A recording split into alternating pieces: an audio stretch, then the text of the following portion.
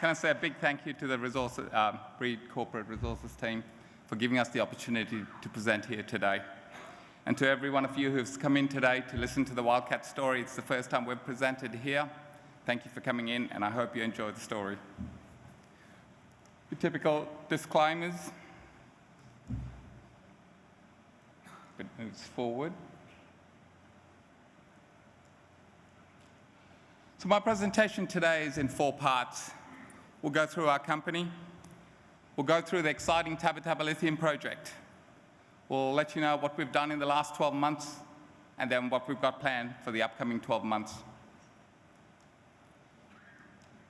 Our company, we've got 2 assets. We've got a gold asset called Mount Adra in New South Wales with 800,000 plus ounces.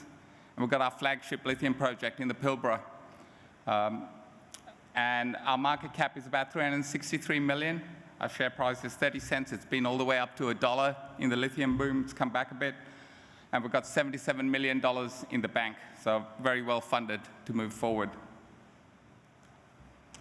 Quickly go through our board of directors and management. We've got Jeff Elliott, our non-executive chairman. He's a geologist. We've got Fiona Van Man, who's just joined our board. She's also on the board of Westgold and Pantoro.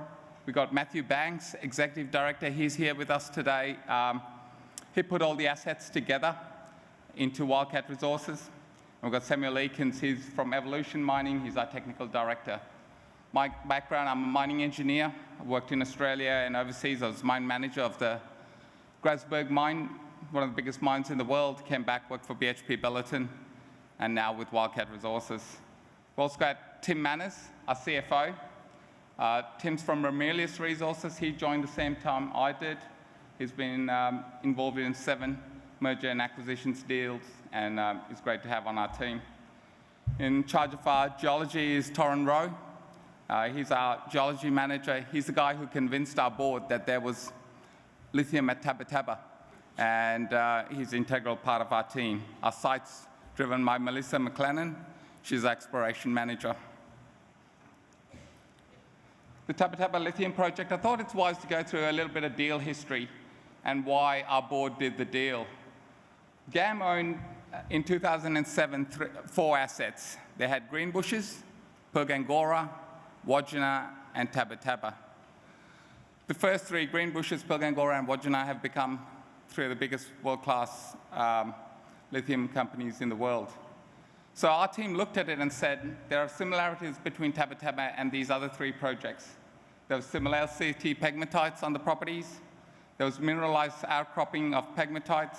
There's high-grade tantalum workings, and there was favorable mineral ratios on the property. So our geology team,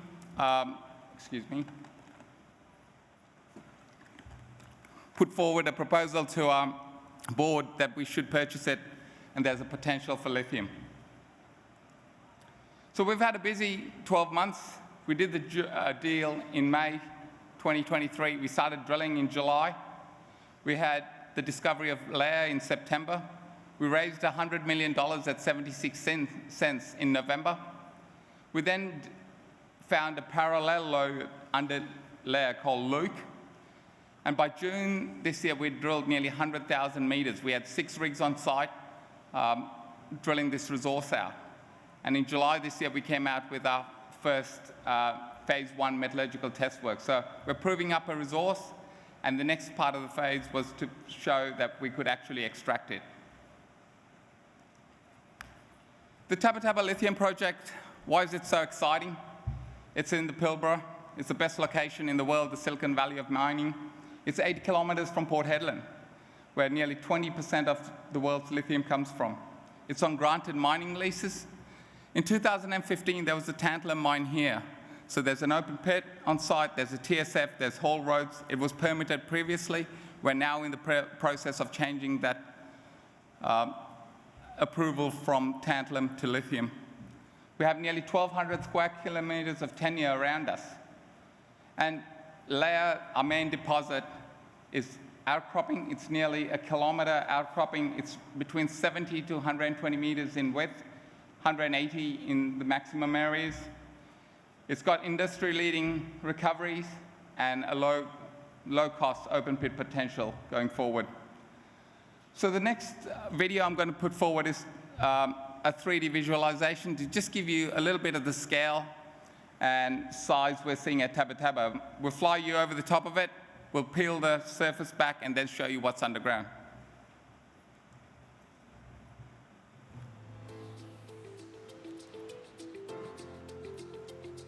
The Taba Taba Lithium project is in the Pilbara region of Western Australia and is located 80 kilometres south of Port Hedland, accessible via a 70 kilometre sealed road and a subsequent 10 kilometre company-owned haul road. The project is in close proximity to some of the world's largest hard rock lithium mines, Pilgangoora, 47 kilometres to the south, and Wodgina, 87 kilometres away. Wildcat Resources holds a 100% interest in over 1,200 square kilometres of tenure in the region, including our exciting Pilgangoora North drill target. Taba Taba is situated on granted mining leases, where tantalum mining occurred in 2015.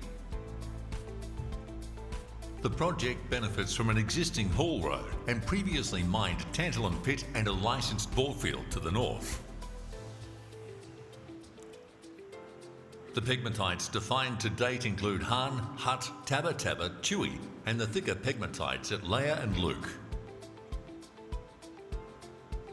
The Leia pegmatite has an interpreted plunge extent of approximately 3 kilometres towards the north. The project benefits from its flat terrain and has achieved several key milestones on the path to mining. Completed flora and fauna surveys, successful initial waterbore drilling to ensure water quality and quantity can be supplied, and completed geotechnical drilling for pit design optimisation. Flying over the project towards the south and slicing the topography reveals the impressive extent of the Leia pegmatite. It plunges nearly 3 kilometres to the north from where it outcrops in the southern project area, highlighted in red. Leia dips gently eastward and in comparison is significantly larger than the existing tantalum pit. Extensive drilling completed at the project has delineated the Leia pegmatite to a vertical depth of approximately 500 metres. The outcrop of the Leia pegmatite has a strike of approximately 1 kilometre and is reflective of the pegmatite at shallow depths. The pegmatite swarm is characterised by a stacked sequence of mainly subparallel pegmatites. Drilling history reveals a modest initial focus on Hut, including the exploration of the existing tantalum pit prior to Wildcat's acquisition.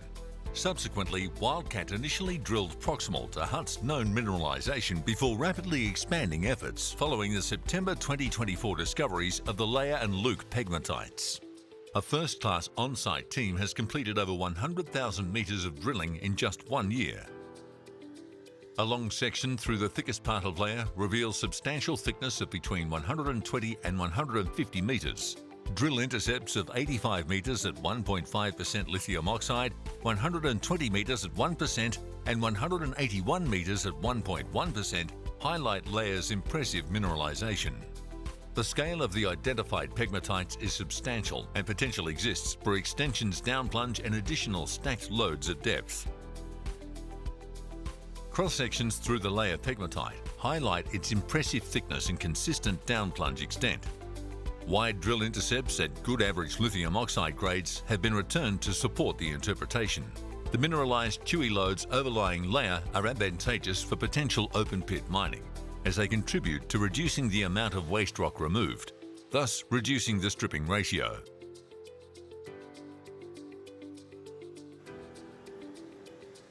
The impressive scale and consistent thickness of the Leia pegmatite underlines the exceptional potential of the Taba Taba mineralisation.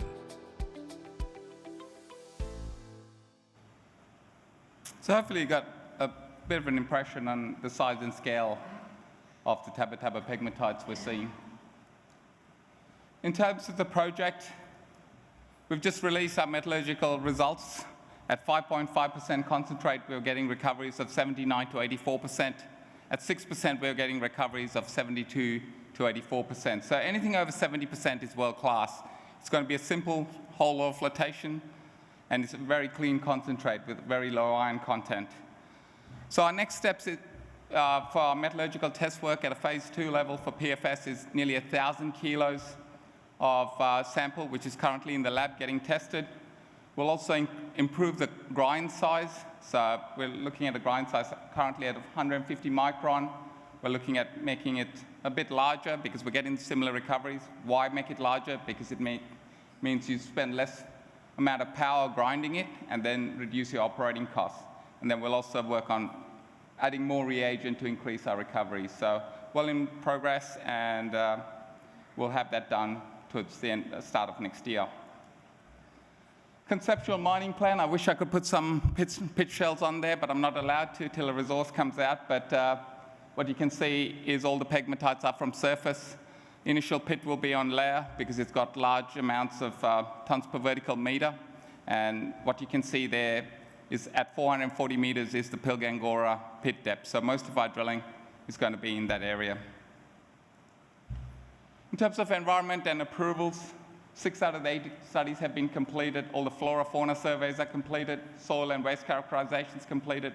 Groundwater studies have completed. So we've been very busy getting all the work completed. We're now waiting on the plant layout and plant water drainage.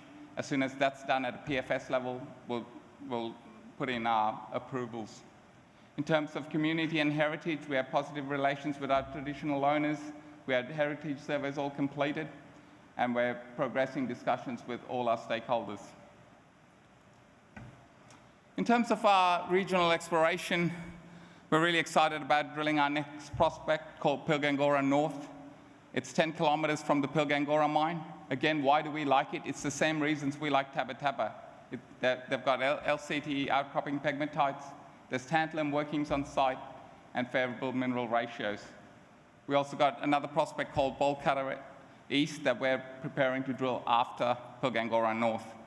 We're going through the whole drill schedule for our regional program and getting 1,200 square kilometers of tenure prioritized. What are our next steps? The next 12 months, we've got a two-pronged strategy. We are in exploration mode, so we have Taba drilling as well as our regional exploration program. In the background, we'll finish our mineral resource. It'll be a high level of measured and indicated, so we can put it into a mining reserve and come up with an ore reserve. And in terms of environment, we'll progress our approvals. In terms of our studies, we'll complete our PFS study and commence our DFS study. Finally, why is Wildcat? Of the key value drivers of Wildcat, we're in the right location, we've got the right asset, we've got the right team. We're in the Pilbara, nearly 20% of the world's lithium that comes from the Pilbara. We're 80 kilometers from port, we're on granted mining leases. We've got the right assets. Taba is impressive in size, scale, and quality. We've got a regional exploration program starting, and we're funded with 77 million in the bank. We also have the right team of exploration geologists who have found lithium in the area and will continue to find lithium. And now we're building a development team that's capable of taking this project into production. So no matter what the commodity, Taba is one of the best undeveloped projects globally. Thank you very much for your time today. We're in booth 5 just outside the door. Please drop in and say hello.